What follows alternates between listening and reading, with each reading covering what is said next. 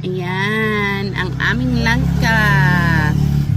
Langka junk fruit. Ayan. First time to eat again. Langka sa Tagalog.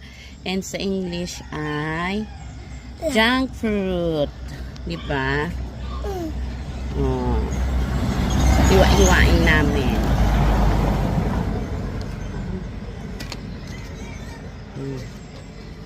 Ganyan mo hindi sisiya ang anuhin mo. Ayan. Sa akin native yan. Tingnan mo dito na. No.